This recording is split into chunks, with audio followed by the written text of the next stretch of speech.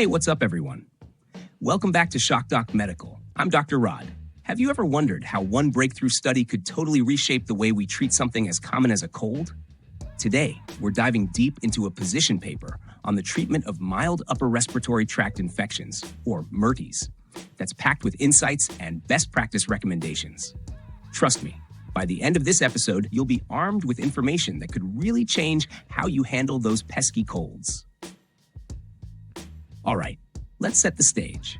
We all know that after the wild days of COVID-19, things have kind of settled down, but the common cold, the flu-like symptoms we all get now, are still very much with us.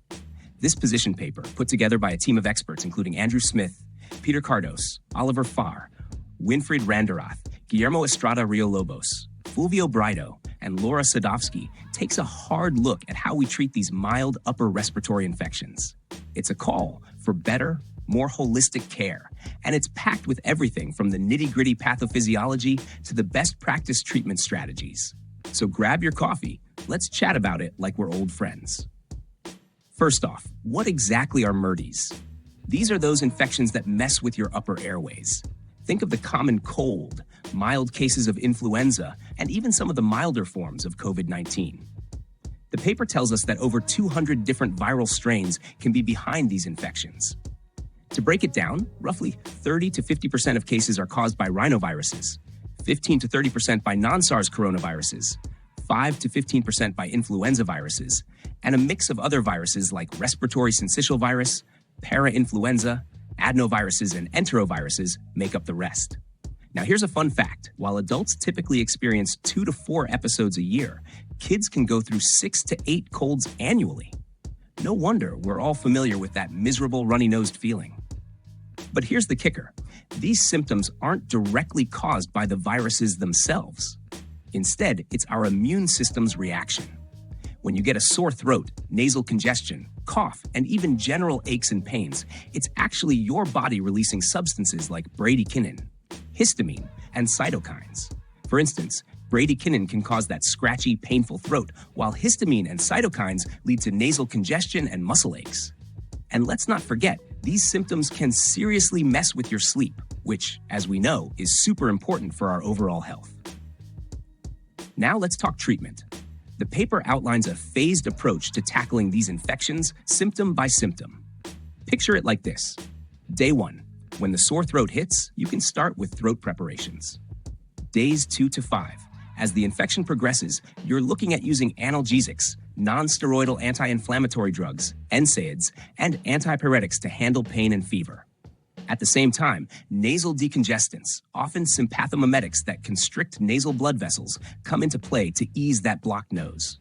Days 6 to 7. When the cough really sticks around, that's when cough suppressants and expectorants step in. Expectorants help by thinning the mucus, and mucolytics can break down those stubborn mucus bonds. Now, I know some of you are wondering about specifics, like what exact medications and doses to use. While the paper doesn't lay out exact dosages, it does mention these are available over the counter and should be tailored based on your individual symptoms and patient preferences. The key here is a targeted, staggered approach that matches the natural progression of the infection. One of the most exciting parts of this paper is its deep dive into plant-derived remedies. The authors highlight that there are tons of options beyond the standard chemical drugs. We're talking about natural substances like menthol, eucalyptus, camphor, thyme, ivy, primrose, African geranium, gentian root, elderflower, and common vervain. These plant-based options have been shown to work on multiple fronts. They can be antibacterial, anti-inflammatory, antitussive, even antipyretic, and help clear nasal congestion. For example, a combination treatment of cowslip, gentian root, black elder, sorrel, and common vervain was tested in patients with acute viral rhinosinusitis, and the results showed a significant improvement in symptoms by day 15. Another combination, gentian root, primula flower, sorrel, elderflower, and common vervain, has been proven safe and effective in larger trials with over 500 patients. Then there's Andrographis paniculata, also known as green charetta. In 5 randomized controlled trials, it showed significant improvement in cough-related symptoms compared to placebo, and even when tested against other remedies like echinacea and bromhexine. And if you're into reducing cough frequency and severity, studies on an IV, primrose, and thyme combo have consistently shown benefits, including better secretolysis. There's also evidence supporting an oral syrup containing thyme and ivy, which improved bronchitis severity scores and overall quality of life. And here's another cool one. A meta-analysis of Pelargonium sidoides extract, derived from South African geranium, showed that patients had a reduced cough burden, an earlier remission of symptoms, and were able to return to their normal routines faster than those on placebo. Plus, there are mixtures of essential oils, like one combining eucalyptus, sweet orange, myrtle, and lemon oils, that not only reduced coughing, but also helped with sleep disturbances. Lastly, an oral spray based on propolis, known for its antimicrobial and anti-inflammatory properties, was shown to speed up the resolution of symptoms by about 2 days compared to placebo. Now, why is all this important? The big picture here is about patient-centric care. The paper emphasizes that while objective measures are important, the patient's subjective experience, like feeling better and sleeping well, is crucial. Think about it. If your quality of life is improved, stress is reduced, and you get better sleep, that can actually boost your immunity and speed up recovery. This research also calls for a more integrated approach to healthcare. It suggests that pharmacists should be our first line of defense. They're accessible, can provide immediate advice on over-the-counter or plant-based remedies, and help educate us on managing our symptoms. Then, if things start to worsen or don't improve within about 3 weeks, that's when you head to a physician. In fact, the recommendations even suggest using home tools like pulse oximeters for self-monitoring, something that's become more common thanks to our recent experiences with COVID-19. Let's be real. Who here hasn't stocked up on some cough syrup or essential oils during a cold season? But the paper also points out a critical issue. Despite the abundance of over-the-counter products, there's still a huge gap in education.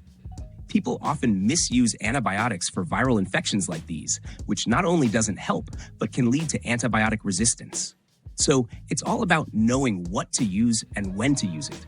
And really, having a conversation with your pharmacist can save you from a lot of unnecessary side effects. I want to share a little personal anecdote here. I remember when I was a kid, I'd get hit with a nasty cold every winter. My mom would have this arsenal of natural remedies, herbal teas, eucalyptus rubs, you name it. And even though we didn't have all these fancy studies back then, I always felt that something natural was working its magic. Fast forward to today, and science is finally catching up with what our ancestors knew all along. A holistic, patient-centric approach really works. What does that mean for us today? It means better management of common colds through targeted symptomatic treatment. Whether it's using the right NSAID for that pounding headache and fever, or reaching for a well-formulated herbal combination to ease that relentless cough, we're getting a better understanding of how to optimize our recovery. So what are the take-home messages here? First, improve your health literacy. Understand that URTIs aren't just minor nuisances. They impact your sleep, your immune system, and your overall quality of life. Next, know that antibiotics are a no-go for these viral infections. Vaccines are only available for a few viruses, like COVID-19, influenza, and soon maybe respiratory syncytial virus, but not for the hundreds of strains that cause the common cold. The second big point is the multi-professional healthcare approach. Pharmacists are stepping up as first-line health consultants. They're there to help you choose the right over-the-counter or plant-based remedy, educate you on self-monitoring, and help you decide if you need to see a doctor. If your symptoms worsen or linger for more than 3 weeks, that's your cue to consult with a physician. And for added safety, using home pulse oximetry can be a smart move, especially if you're dealing with any breathing issues. Now, I want to hear from you. What natural remedies or over-the-counter treatments have worked for you when you're down with a cold? Drop your thoughts and questions in the comments below. Let's build a community where we can share tips and keep each other informed. To sum it all up, the treatment of mild upper respiratory tract infections isn't just about chasing away symptoms. It's about restoring quality of life, reducing unnecessary antibiotic use, and embracing a holistic approach that respects both modern science and natural wisdom. Whether you lean towards chemical drugs or plant-based alternatives, the goal is to get you back to feeling your best as quickly and safely as possible. If you found this deep dive into URTIs as fascinating as I did, make sure you hit that subscribe button, give this video a like, and share it with friends and family who might benefit from this info. And remember, if you have any questions or just want to share your own experiences, join the conversation in the comments. Next week, we're going to uncover another groundbreaking discovery that might just change everything about how we approach everyday health challenges. So stay tuned, stay curious, and as always, keep questioning the amazing world of medicine. This is Dr. Rod, signing off from ShockDoc Medical. Until next time, take care and stay healthy.